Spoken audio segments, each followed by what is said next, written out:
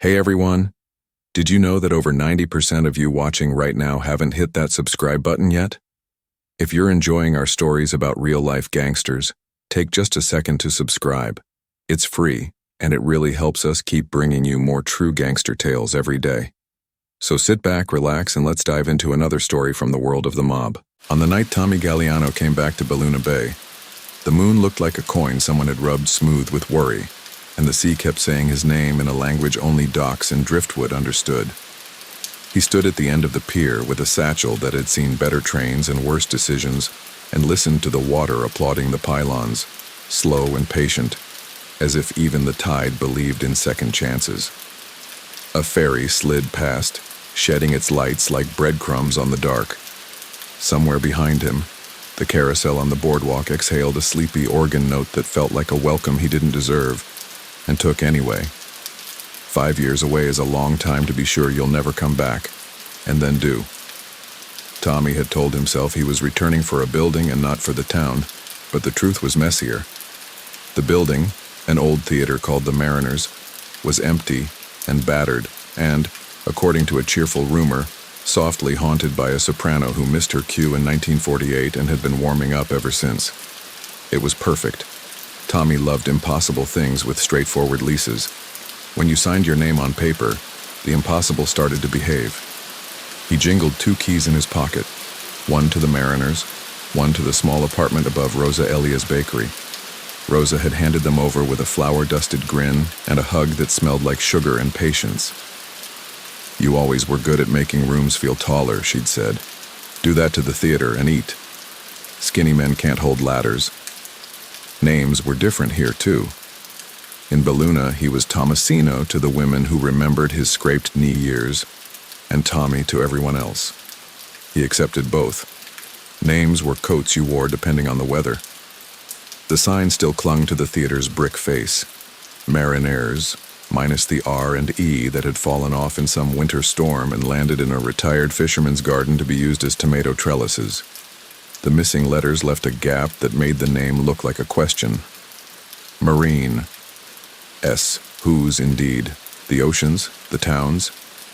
The answer would be whatever story he could convince the town to finish with him. Inside, the lobby offered the kind of quiet that knows applause like a body knows the shape of a hug. Dust hung in the beam of his flashlight like confetti trapped mid-air, and the velvet carpet sighed softly under his shoes.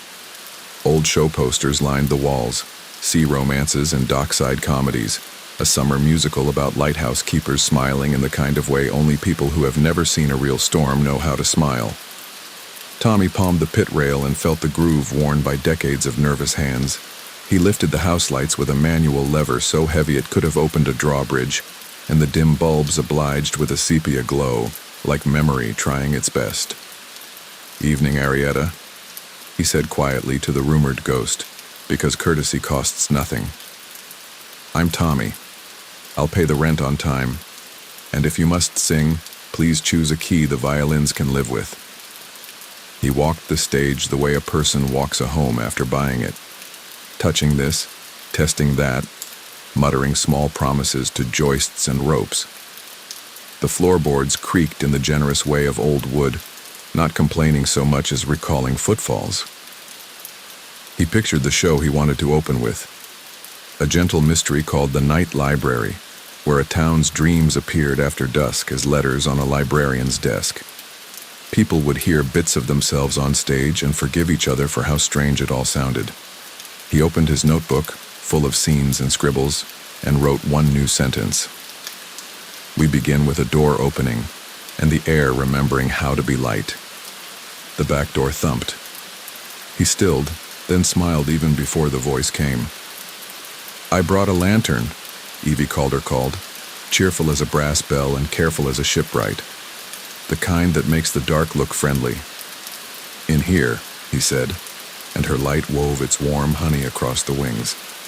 Evie was wearing boots that had opinions and a denim jacket decorated, with pins, tiny constellations of causes and jokes. Her hair was pulled back, the way people do when they've decided to be useful for a long time. "You did it," she said, eyes wide in the low light. "You came back. You actually got the Mariners." Rumor travels faster than trains, he said. I thought I'd beat it by an hour.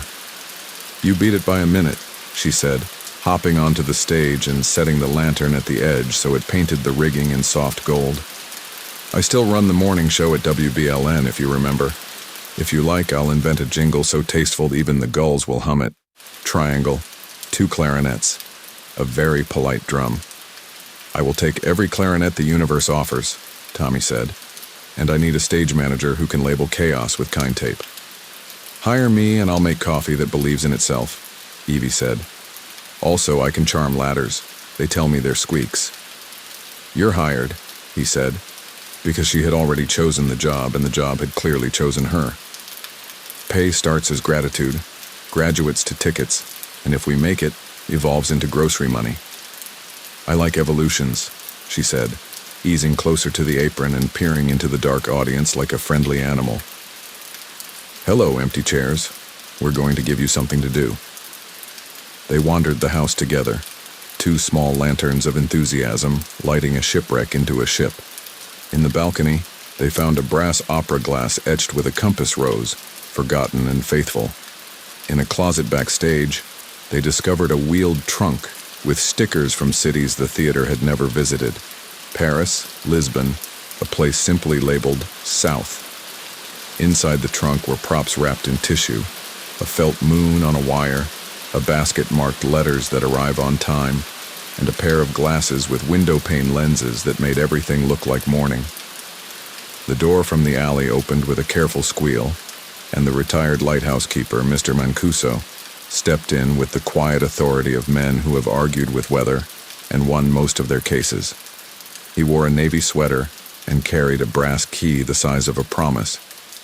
They gave me this when we closed her up, he said without preamble, nodding at the stage. Maintenance room, under the boards. Thought I'd keep it until someone came along who looked like they might talk the place into singing again. His eyes, patient and bright, studied Tommy's face and found the necessary amount of stubborn there. Looks like that's you. Tommy accepted the key. It was heavy, and he liked its weight. We'll save you a seat opening night. 3rd row aisle, Mancuso said. I like to sit where leaving would be easy and then stay anyway. When he'd gone, Evie leaned her head against a fly rope and grinned. The town is a vending machine that takes hope as currency, she said. Put in enough, and it spits out keys. They found the door the key belonged to, near the upstage wing, paint flaking in a way that looked like snow in a summer story. The lock clicked like a throat clearing, and the stairs downward breathed cool air that carried a faint scent of cedar and the gentlest bitterness of old paint. The maintenance room was larger than they expected, lined with shelves that were more memory than wood, coils of rope, tins of polish, a crate of spare bulbs that looked like sleeping fireflies. On a workbench lay a card in looping, patient handwriting. Treat the mariners kindly. She is a creature who responds to steady voices. Oil the seats. Mind the bolts. Tune the audience before the overture. Evie pressed a hand to her chest the way people do when something lands exactly where it ought. Who wrote that? She whispered. A friend, Tommy said, deciding the theater could be a friend without anyone teasing him for thinking so. We'll follow instructions. They worked until the lantern began to speak in little sighs that meant its oil was running low. Evie drafted a list as long as a ribbon, petitioned the town council for a small grant, find someone who could love the curtains back to health, talk to Marco, the set painter who once believed blues had 50 names, to see if he'd come back for one more ocean. Tommy added his own item in neat, tidy script. Invite the town to write their dreams and leave them at the library. Stitch them into the night library. He said it aloud, and the room seemed to nod, pipes settling, air moving, wood listening. When they climbed back up, dawn was polishing the windows with pale gold. Outside, the bay wore the first light like a shawl. The sign above the door still lacked its R and E, but he could see them in his mind, sliding back into place with a little laugh, as if letters liked dramatic entrances. They walked to the boardwalk for coffee that tasted like a plan. Rosa handed them 2 cups and a paper bag warm with butter and kindness. And when she learned what they needed, paint, volunteers, patience, she tucked a handwritten index card into Evie's palm. "My nephew does electrics," she said. "My cousin Marco has a ladder that doesn't wobble. Also, if you make the show feel like a kitchen at midnight, people will come." Tommy wrote that down too. Make it feel like a kitchen at midnight. By afternoon, 3 volunteers had drifted in, drawn by the light in the lobby and by Evie's voice on the radio. Marco arrived last, hands stained the color of weathered sky. "Heard a rumor you found a broken heart and adopted it," he said, eyes already mapping the ceiling. "I can paint hope so it dries fast." "Good," Tommy said, and for the first time since stepping off the ferry, the word felt like a chair he could actually sit in. At dusk, they gathered on the stage. Tommy, Evie, Marco, and even Mr. Mancuso, who appeared with a pocket full of lemon drops and the kind of useful silence that makes rooms steadier. They switched off the lantern and switched on the house lights. The theater inhaled. The air seemed to grow lighter by a few ounces, the way rooms do when someone forgives something. Tommy looked out over the empty seats and didn't see emptiness. He saw a low sea of faces, 100 small constellations of attention, the ordinary miracle of strangers agreeing to imagine the same thing at the same time. He cleared his throat, not to speak to them, but to promise them something. "We'll do this right," he said softly.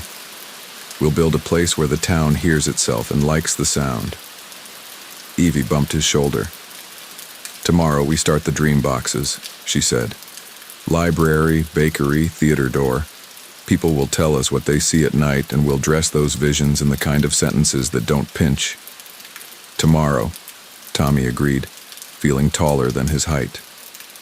Outside, the carousel played a single, careful note, as if testing the pitch of the evening. The bay shushed the shore in long, even strokes. And somewhere, maybe under the boards, maybe in the generous architecture of hope, a breath gathered like the first hint of a song, holding itself poised at the moment just before the cue. The next morning came bright and clear, the kind of morning that made the sea look honest. Tommy woke to the smell of baking bread drifting up through the floorboards and the faint chatter of Rosa's radio below. The bakery had been open for an hour already.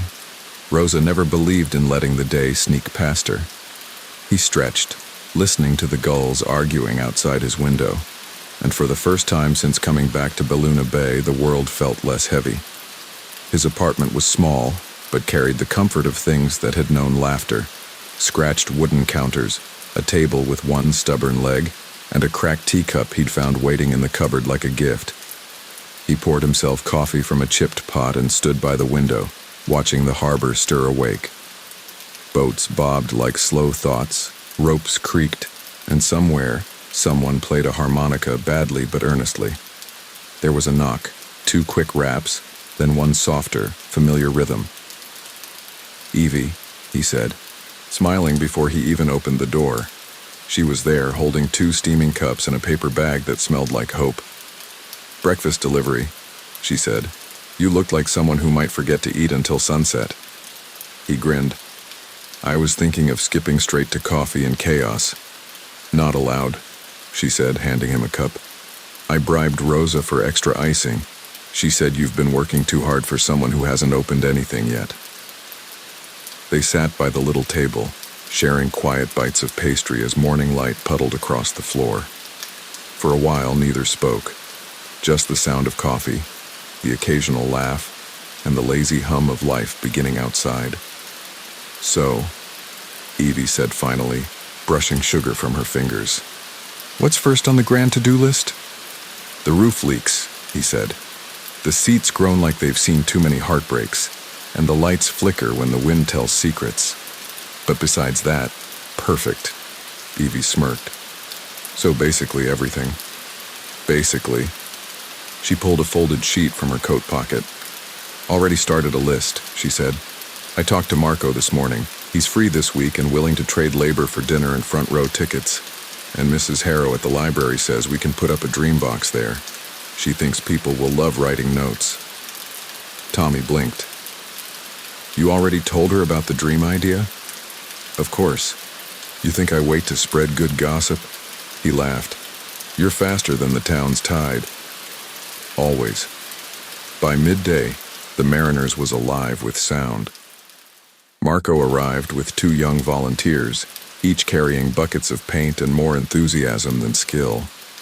Dusty sunlight poured through the open doors as they worked, scraping, sweeping, humming tunelessly.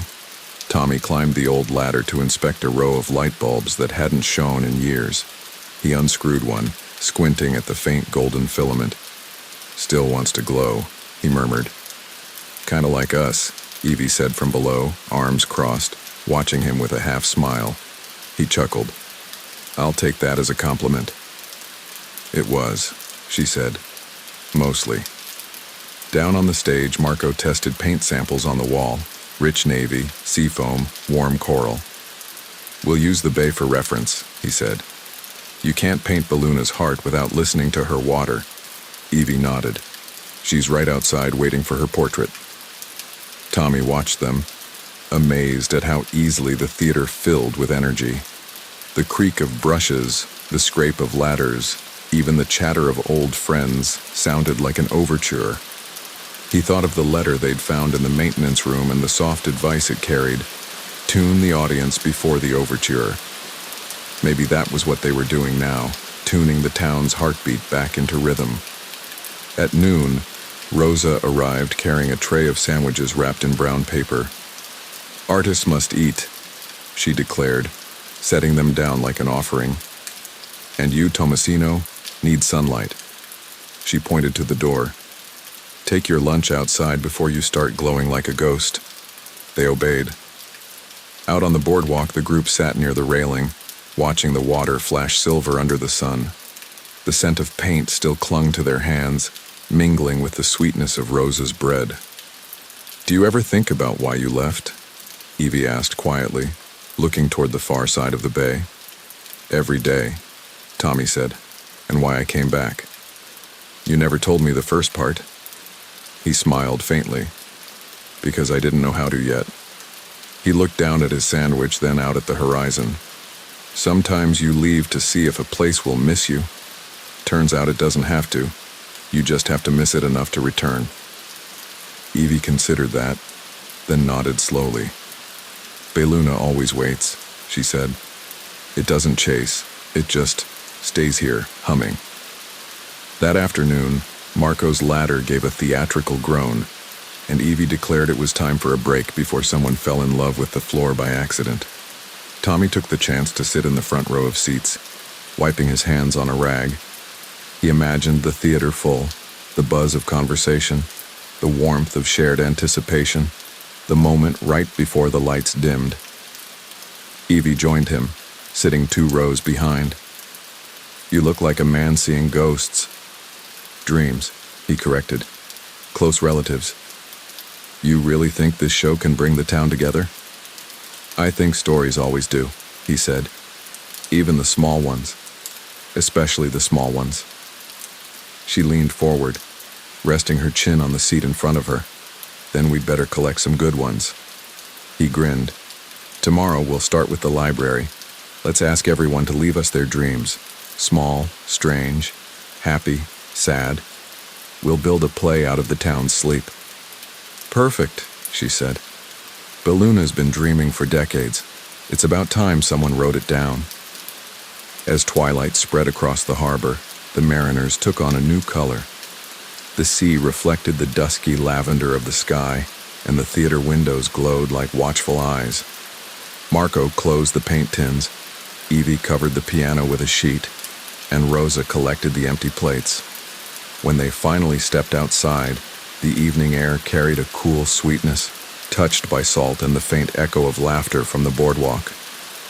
Same time tomorrow? Evie asked. Earlier, Tommy said. We've got a dream box to build. She smiled, tucking a loose strand of hair behind her ear. Then tomorrow it is. Don't stay up all night planning. Let the place rest. I'll try, he said, though he knew he wouldn't. He lingered on the pier long after the others had gone. The waves murmured beneath him. The wind turned pages in his notebook, and the mariners behind him seemed to hum softly, like a house remembering a song. He thought of the missing letters on the sign, the R and E, and realized they didn't feel missing anymore. The theater wasn't broken. It was just mid-sentence. Tomorrow, he whispered, watching the moon climb higher, we start writing again. And somewhere deep inside the old building, in the hush between the floorboards and the sea's whisper, a faint vibration stirred, like the first breath of a sleeping story that had just remembered its own name. The morning began with the hush of sea fog curling through Balluna Bay like a soft secret. Tommy walked down the cobblestone street toward the library, the air smelling faintly of brine and fresh bread. The town was quiet at that hour, shops still shuttered, gulls making lazy circles above the harbor. Evie was already waiting at the steps, holding a cardboard box painted midnight blue with gold stars brushed unevenly across the lid. This, she said, tapping the box, is the first dream catcher of Balluna. Simple, magical, and guaranteed to confuse anyone who thinks libraries are only for silence. Tommy laughed. I love it. You paint that yourself? Marco helped. He tried to make the stars accurate, but I told him dreams don't follow constellations. Inside, the library smelled of paper and dust and old kindness. Mrs. Harrow stood behind the front desk wearing her usual spectacles on a chain and a smile that could stop time. You two are making this place interesting again, she said. It's about time Balluna remembered it has an imagination. They placed the box on a low table near the entrance, added a stack of blank slips, and pinned up a sign Evie had written in looping gold ink. Share a dream. Any dream. Big, small, silly, sad. Your story might take the stage. For a moment, all three of them just looked at it. The sunlight filtered through the high windows and pooled on the box like a spotlight waiting for an actor. Mrs. Harrow broke the silence. You'll have notes before lunch. People in this town pretend they don't talk to the moon, but they do. By noon, the dream box had already begun to fill. Evie peeked inside and gasped. That's at least 20. Tommy grinned. Looks like we've opened the floodgates. They carried the box back to the mariners in the afternoon, the town's chatter following them like background music. On the stage, they emptied the papers into neat piles. The theater's dusty light caught the edges of the pages and made them glow faintly gold. Evie unfolded the first one. Listen to this. I dreamed of walking through the ocean on dry sand. Fish swam above my head like clouds. That's going in the script, Tommy said immediately. She read another. My grandmother told me she missed her garden, so I planted stars instead of seeds. Tommy looked up at her. Balluna's dreaming better than I thought. The next was shorter, almost a whisper. The stage lights turned on by themselves. Someone was singing. Evie hesitated. That's oddly specific. Maybe Arietta wanted to send in her submission, Tommy said with a grin, but a flicker crossed his eyes. Keep it. By sunset, they'd read dozens, dreams about lost ferries, talking lighthouses, and one where the sea forgot how to stop at the shore. Some were funny, some sad, all of them soaked in the town's quiet longing. Marco joined them, his hands streaked with blue paint. What's this?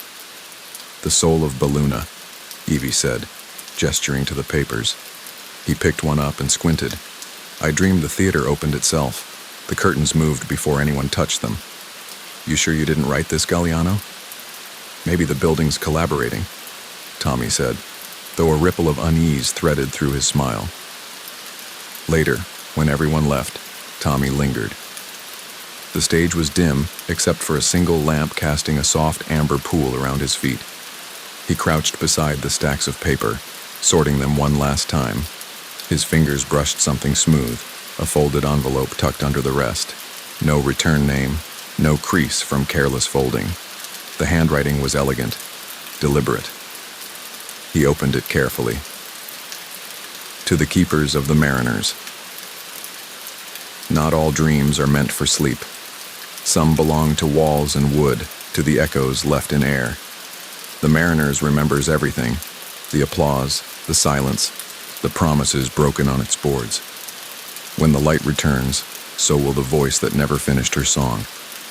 Look beneath the stage when the tide is lowest. You'll find what was meant to stay hidden.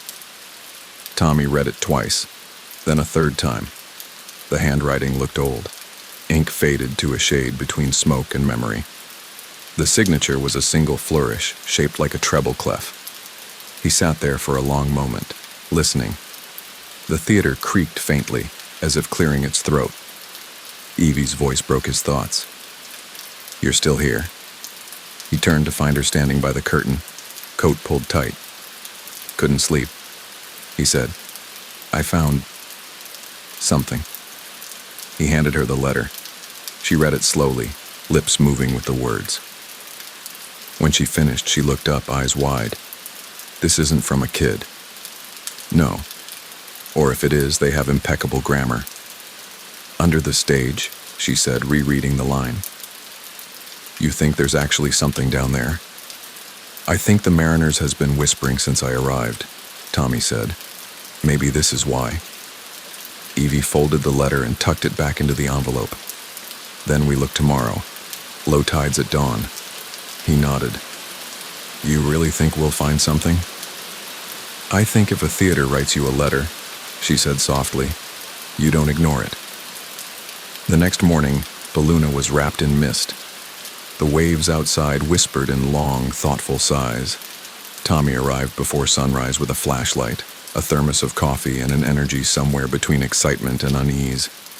Evie showed up moments later, scarf wrapped tight, hair pulled into a messy knot. "Ready?" she asked. "As I'll ever be." They unlocked the side door and slipped inside. The theater was darker than usual, the fog outside pressing against the windows like a curtain drawn by ghosts. They found the old trapdoor near the wings, the same one Mr. Mancuso's key had opened days earlier.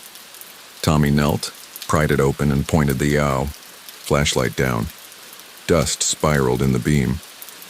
"After you," Evie said, half teasing. He descended first, careful on the creaking steps. The air grew cooler, thick with the scent of salt and old wood. At the bottom, the flashlight caught a glimmer, something metallic beneath a plank. He crouched, pried it loose, and found a small brass box no larger than a book. Its lid bore the same emblem as the letter's signature, a treble clef encircled by a ribbon. Evie knelt beside him. "You've got to be kidding." Tommy brushed off the dust and turned the latch. Inside lay a stack of papers bound by twine, a photograph of the old theater from decades ago, and a playbill titled, "The Sea Sings Twice." "What is it?" she asked. He traced the name on the playbill's cover. "A show that never opened," he whispered.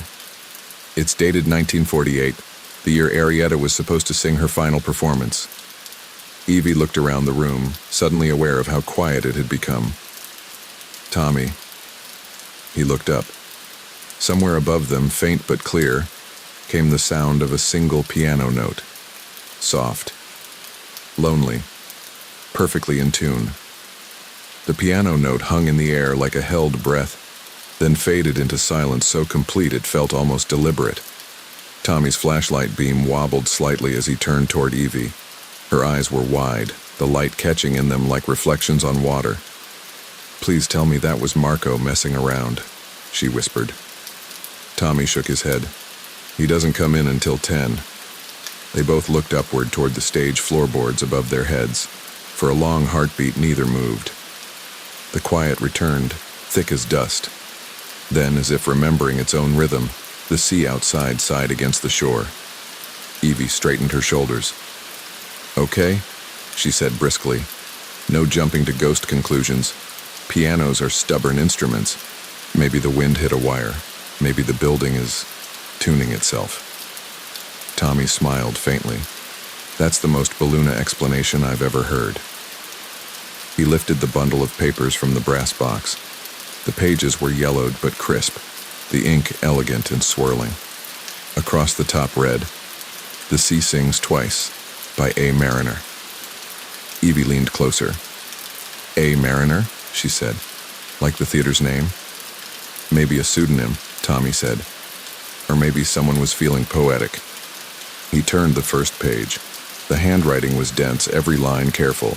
The opening stage direction read, "The sea remembers every word it's ever been told.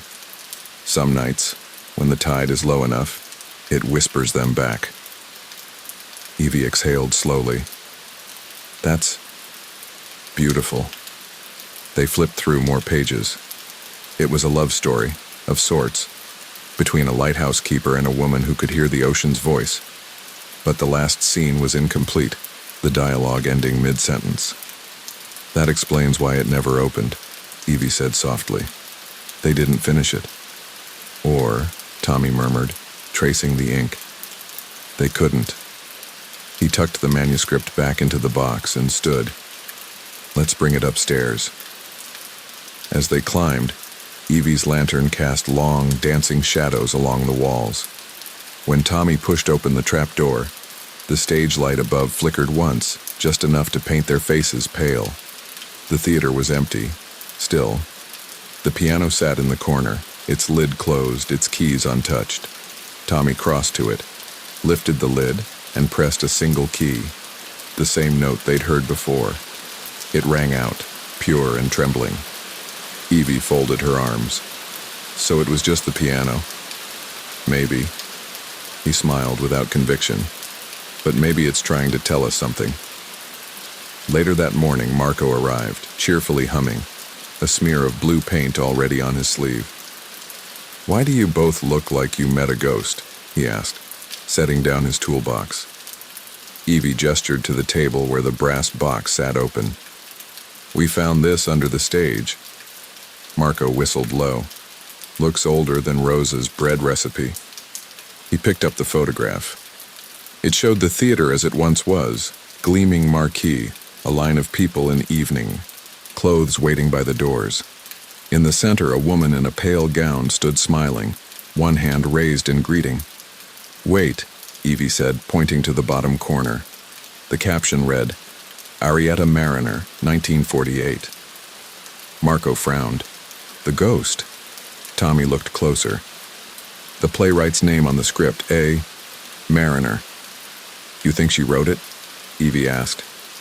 "Maybe she did everything," Tommy said softly. "Wrote it, sang it, lived it." By afternoon, word of the discovery had drifted through the town faster than sea wind. Rosa appeared with sandwiches. Mrs. Harrow from the library brought a magnifying glass, and even Mr. Mancuso wandered in, whistling under his breath. Tommy spread the script out on the long table in the lobby. The pages rustled gently, their edges curling like petals. Evie stood beside him, helping to flatten them with soft hands. "Listen to this," he said, reading aloud from the second act. She asked the ocean if it kept secrets. The ocean replied, "Only until someone listens hard enough." Mrs. Harrow sighed. "She wrote poetry for the stage." Tommy nodded. "And she never got to finish it." "Maybe you're meant to," Evie said suddenly. He looked at her, startled. "Finish it? Think about it. You came back to open the theater. You're writing a show about dreams and voices in the sea. And now you find this? It's like the Mariners handed you a gift. Maybe it's asking to be heard again." Tommy turned that thought over in his mind. The room hummed quietly with the sound of distant gulls and the creak of old beams. Marco, who'd been silent, finally spoke. "If you do, you'll need music. Real music." He patted the piano affectionately. "This old thing might still remember a tune or two." Evie grinned. "Let's test that theory." That evening, the group gathered around the piano. Tommy sat on the bench, fingers hovering over the keys. He'd never been a virtuoso, but he knew enough to coax a melody. He played softly, simple chords that drifted through the theater like conversation. Evie leaned on the stage rail, eyes half closed, listening. "That's nice," she murmured. But then, faintly, A second melody began to weave through his, delicate, ghost-like, as if an unseen hand were pressing keys just after his. The notes harmonized perfectly, following his rhythm but carrying their own heart. Tommy froze. The others looked at each other, mouths open. "Did anyone?" Marco started. Evie shook her head slowly. "Keep playing." Tommy obeyed. The unseen accompaniment continued, soft but clear. And then just as suddenly it stopped. The air shimmered with the echo of its last note. He lifted his hands from the keys. The silence that followed wasn't frightening. It was tender, like the pause after a question finally answered. Evie whispered, "She's still here." Rosa crossed herself and muttered something about kind spirits. Mr. Mancuso just nodded once, solemn. Tommy closed the piano lid gently. "Then we'll give her what she never had," he said. A finished song. The days that followed blurred into rhythm, paint drying, carpenters hammering, scripts revising. Tommy and Evie worked side by side, stitching Arietta's unfinished words into their own play. The night library began to absorb the sea sings twice, blending dreams and memory into something new. Every night they rehearsed, and every night, faint music seemed to echo through the rafters, a presence both reassuring and watchful. Balloona Bay began to buzz with talk. The Mariners was waking up. One evening, as the sun sank into the horizon, Tommy stood alone on the stage, staring out at the rows of empty seats. "Almost there," he whispered. A soft current of air stirred the curtains, brushing past him like a sigh. The piano gave a single quiet note, middle C, gentle as gratitude. He smiled. "You're welcome," he said. Outside, the town lights flickered on one by one as if applauding from afar. Morning came with the sound of seagulls bickering, overcrumbs and the promise of a new chapter for the Mariners. The theater had begun to smell less like dust and more like fresh paint and nervous excitement. Tommy arrived early, notebook tucked under his arm, ready for the first rehearsal. The stage lights hummed faintly, a sign that Marco's rewiring had worked. It was small progress, but to Tommy it felt like a standing ovation. Evie was already on stage, setting down a box of mismatched props. "You're late," she said, grinning. "It's 7:45, he replied. "I've been up since 5.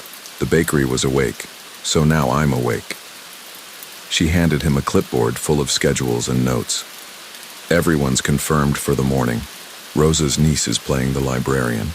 Mr. Mancuso's nephew's doing lights, and apparently half the choir wants to volunteer as the Dream Voices." "Dream Voices?" Tommy asked, amused. Evie gestured dramatically. "Background singers, ambient whispers. You know, Balloona's subconscious in harmony." Tommy laughed. "You've outdone yourself." "I usually do." The doors creaked open, and the cast began to arrive. An odd, wonderful mix of locals. There was Simon, the fisherman who'd always wanted to try acting. Lena, the school teacher who'd brought her own costume from a decades-old community play. And young Nora, shy and quiet, but with a voice that melted rooms. They came carrying coffee, scripts, nervous jokes, and that peculiar kind of faith small towns reserve for impossible projects. "Welcome to the night library," Tommy said, stepping onto the stage. "This isn't just a play. It's Balloona's dream. Every line, every note. It's yours." The applause that followed was small, ragged, but real. It filled the space more beautifully than thunder could. Rehearsals began clumsily. Scripts were dropped, cues forgotten, and the piano had an attitude that day, missing notes at random. But between the laughter and the tangled choreography, something magical began to take shape. Tommy stood near the edge of the stage watching as Nora rehearsed a scene in which the librarian reads aloud the town's dreams. Her voice trembled at first, then strengthened, flowing over the audience seats like sunlight over glass. "I dreamed of a sea that remembered me," she read softly. "And when I woke, my pillow smelled of salt." Tommy felt the words strike deep, the same ache that had pulled him back to Belluna. When she finished, Evie caught his gaze. "You wrote that line," she mouthed. He shook his head. "I didn't." Her eyebrows lifted. "Then who did?" He didn't answer. As days passed, rehearsals grew smoother. The townsfolk who'd once doubted the project began dropping by just to watch. Rosa baked muffins for the cast. Marco painted the backdrops, a lighthouse, a moonlit shore, and a book that opened to reveal waves made of light. Mrs. Harrow came each evening with her magnifying glass, reading over the script like a detective of dreams. One night, Evie caught Tommy sitting alone in the front row after everyone had gone. He was staring at the stage, the script open on his lap. "What are you doing?" she asked gently, trying to figure out where this line came from. He pointed to a passage in Act 3. Evie read it aloud. "When the tide forgets to return, listen for the voice that hums beneath the floor." "That wasn't in your draft," she said. "Did someone add it?" "I thought you did," Tommy replied. She frowned. "Maybe the theater's editing us now." "Wouldn't surprise me," he said. They both laughed softly, but it wasn't nervous laughter anymore.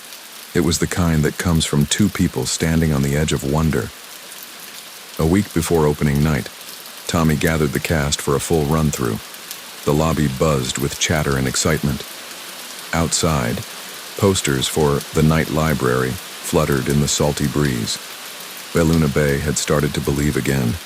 The rehearsal went well until halfway through Act 2, when the lights flickered and the piano struck a note no one had touched. It wasn't loud, just a soft, low hum that echoed through the rafters. Nora froze mid-line, eyes darting toward the instrument. Tommy rose slowly from his seat. "It's okay," he said, voice calm. "Keep going." But Evie had gone pale. "Tommy," she whispered. He followed her gaze. On the piano's closed lid, faint as dust on glass, someone had traced a word with a fingertip. "Listen." No one spoke. The silence was electric, fragile. Then Marco, trying to break the tension, clapped his hands. Well, at least the ghost likes rehearsals. The cast laughed, shaky but grateful for the release. Still, as Tommy wiped the word away with his sleeve, a shiver ran down his spine. The air around the piano felt colder than the rest of the room. That night, Evie and Tommy stayed late to lock up. The moonlight spilled through the stained glass windows, coloring the stage in shards of blue and gold. "You think she's trying to tell us something?" Evie asked quietly. "I think she already is," Tommy said. "We're just not hearing the right key." He crossed to the piano and opened the lid again. The keys glowed faintly in the pale light. Without thinking, he pressed one, a single C note. The sound rang out, steady and pure. And then, as if answering, came a faint melody, ethereal, distant, threading through the air like smoke. It wasn't coming from the piano, it was coming from beneath the stage. Evie took a step back. "Oh no," she murmured. "Not again." Tommy leaned forward, listening. The melody swelled, resolving into a familiar tune. The same song from the Ceasings twice. The unfinished aria. "It's her," he said softly. "She wants the song finished." Evie folded her arms tight. "So what do we do? Ask her for sheet music?" Tommy smiled faintly. "Something like that." He sat down at the piano, fingers trembling slightly, and began to play along with the faint spectral melody. The notes met in the air like old friends, one living, one remembered. Evie stood still, the music wrapping around her like warmth. When it ended, Tommy exhaled, eyes shining. "We're keeping that piece," he said. "It belongs in the show." Evie nodded. "You think she'll approve?" "I think she just did." Over the next few days, the cast rehearsed the new edition, an interlude they called Arietta's Song. It was haunting, tender, and unlike anything Belluna had ever heard. People passing by the open doors stopped to listen, unsure why tears gathered in their eyes. The Mariners, once silent and forgotten, now pulsed with life again. And every night when the last light dimmed and Tommy locked the doors, he could swear he heard a soft hum from within the walls. Content, peaceful. The sound of a story, finally remembering how to sing. The week before opening night arrived, wrapped in the kind of nervous magic that hums in the air before a storm. But this wasn't a bad storm. It was the kind that clears the sky and makes everything taste sharper afterward. The Mariners Theater had become the heartbeat of Balloona Bay again. Every morning, people stopped to peek through the open doors. Kids pressed their noses to the glass, giggling at the flicker of lights and the sound of piano chords leaking into the street. For the first time in years, the town felt awake. Tommy stood outside on the cobblestone path, staring at the fresh poster Marco had painted for the window. The Night Library, a new play about dreams and memory. Music by Balloona's Sea. Beneath the title, in tiny gold lettering, were the words, dedicated to Arietta Mariner. The sun caught the gold ink just so, and the letters shimmered like fish scales. Evie came up beside him, balancing 2 steaming cups from Rosa's bakery. "There it is," she said. "You made a ghost famous." "I think she made herself famous," Tommy replied. "I just wrote down what she was already whispering." Evie nudged him lightly. "You're getting poetic again, that's how I know. You're nervous." "I'm not nervous," he said. "I'm catastrophically terrified." "Good," she said. "That's the right kind of energy." They stepped inside, greeted immediately by the smell of paint and sawdust and faint perfume from the borrowed costumes. The stage had been transformed. Marco's brush had turned wood into wonder.